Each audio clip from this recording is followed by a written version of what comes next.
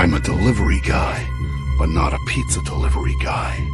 I'm a long-haul trucker, delivering all manner of things. Usually washing machines or games consoles or fridges. Things you'd think are safe to transport, but you'd be surprised what people will heist. Now, true story. A truck carrying the entire US shipment of the Killing Joke action figures got robbed at gunpoint recently. Google it if you don't believe me.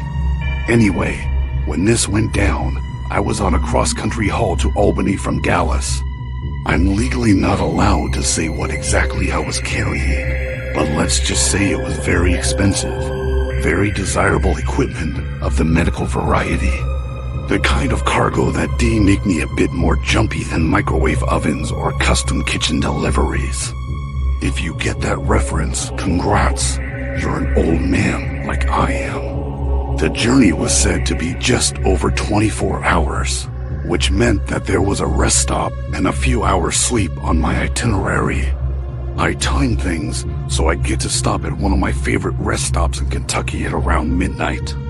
They had a killer 24-hour diner there, and some other truckers I'd become familiar with over time often stopped there too, so we'd meet up and shoot the breeze. Imagine my disappointment when I pulled into the truck stop only to discover that the diner was closed for refurbishments. And the only other vehicle in the lot was a beat-up old Range Rover that looked like it had been abandoned there months ago. Nobody was answering the CB radio either, just a completely dead night. Well, I thought, it happens. I always planned for such eventualities, and I'd packed a bunch of healthy, well-rounded meal options, such as Slim Jims, Twinkies, Cheetos, Mountain Dew. You know, all that good stuff that helps keep my trucker bod slim and svelte. I chowed down on some dried meats, mainlined a Twinkie or 4, and listened to a couple of CDs and then decided to catch a few hours sleep before continuing on. Normally on the road, I sleep like a baby.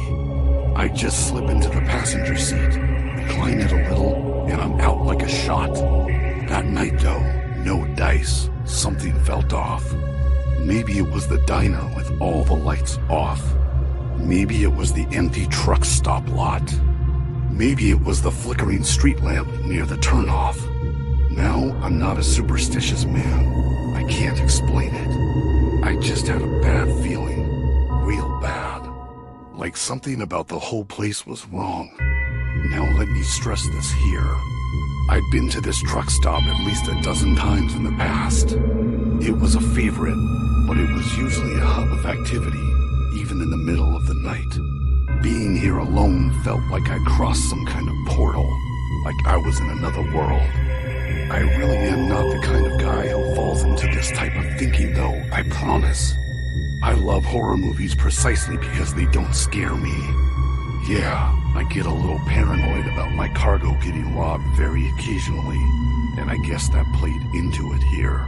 But this was something else, man. It sounds like a cliche, but it was like an ill wind was blowing. And I mean that figuratively and literally. It had been a calm night. But as soon as I parked, the wind kicked up. Dust and leaves and debris billowing up around the parking lot. Then there was the abandoned Range Rover. I could swear the windows had been busted out. Was it burned up? I couldn't tell. And then a voice in the back of my head was telling me to go check it out. I had my trusty sidekick, Kirsty. Kirsty's my shotgun. Don't go anywhere without her. If I'm not supposed to have her, then I have a hiding place, and well, I'm not going to implicate myself, but she stays with me at all times in the truck. The idea of walking over to this abandoned car, though, just gave me the full-on unfiltered heebie-jeebies. And the more I thought about it, the more it started bothering me. My mind started drifting towards various possibilities. And then it started drifting in general until suddenly I was falling asleep. I was nodding off into dreamland. At that moment, I heard a knock, knock. Holy freaking Christmas. I jolted awake. Was I dreaming? Knock, knock again. A little quieter this time. that someone was tapping on the driver's side window. And as I mentioned, I sleep in the passenger seat, and with the truck cab light off, I couldn't really see who was knocking. I could just see the vague shape of a human. I flicked the interior light on, which made it even harder to see who was out there. And I gestured for them to come around to the passenger side, hoping they'd get the hint. And then it was like they just disappeared, like they ducked down out of view. What the hell? I shut off the interior light. A minute had passed, and then 2, and I was starting to think that I'd imagined it, and I'd still been dreaming. Knock, knock, knock again, harder. This time right next to me, the passenger side window, and I jumped up. Okay, this wasn't cool. I grabbed my flashlight from the glove compartment and shone it at the visitor. He was dressed in a pizza delivery outfit, a very well-known brand. He had the jacket and he had the cap, brim pulled down low over his face. He didn't seem bothered by the flashlight shining right in his face, but I angled it away regardless, and then, against my better judgment, wound down the window. "Can I help you, buddy?" I asked. The pizza delivery guy seemed to grin at me. "I got the pizza you ordered, my friend," he said. I had not ordered a pizza. I was in the middle of an abandoned truck stop. My phone didn't save reception. The only way I could have ordered pizza was over the CB radio, and obviously I hadn't. I explained this to him, and not once did this guy's grin falter. I could barely see him in the darkness, but his smile was like this bright white catching the light reflecting off of it. The pizza delivery guy reeled off some real name and said that no, definitely the pizza was mine and I'd ordered it. I reiterated that I had not and I didn't want pizza.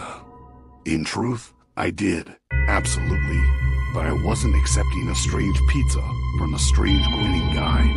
Now I shone that flashlight at him again, and that's when I noticed the absolute state of his uniform. If this guy was a Domino's employee, then his uniform had not been replaced since probably the 90s. It was torn. It was filthy.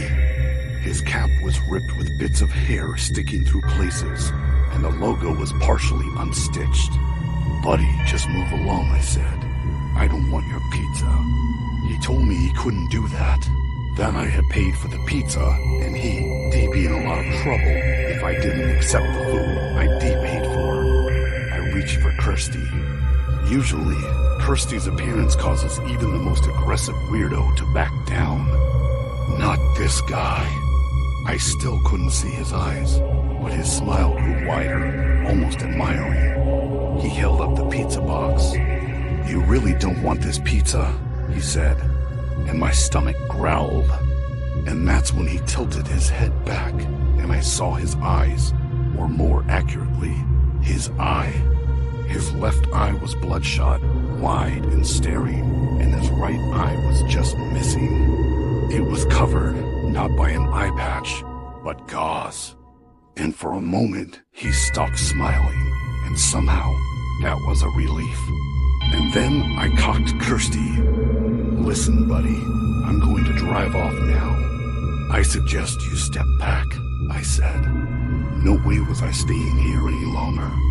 I'd find somewhere else down the line to rest. No, his sudden yell made me jump, and I cursed myself for being fearful. The smile didn't leave his face though, but his eye looked almost sad. "It's your pizza. You have to take the pizza. I'm going to put it on the ground and leave, and then you can get it." And with that, the pizza guy in the filthy uniform to walk straight backwards, placed the pizza on the ground, and then continued to walk backwards towards that Range Rover, never once taking his eyes off me. Finally, when he was far enough away, he did turn and got in the car. I heard the engine start, and he drove off. And sure enough, in the glare from his vehicle's headlights, I could see that all the windows had been smashed. I know I should have just driven off, but I was curious. Clutching my shotgun, I climbed out the truck and walked over to the pizza. I picked it up, opened the box, and reared back. There was a pizza inside, but it was clearly about a week old. It was moldy, rancid, reeking. Maggots crawled all over the surface, and I recoiled and tossed it across the lot. Then something occurred to me. I went to the back of the truck to check the doors. Had it been robbed or scammed somehow? No.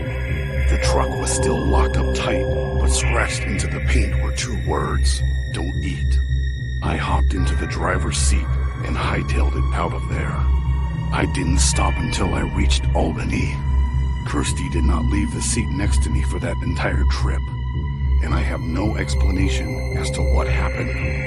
Now, I don't believe in anything supernatural, and the man clearly was flesh and blood. I am pretty sure it was just a couple of tweakers who wanted to put the spooks up some hapless trucker, maybe rob them. And if that was their plan, it worked. While it scared the crap out of me, it has given me an excellent story to tell over the CB radio over the years. However, on the downside, I've never been able to look at pizza the same way again.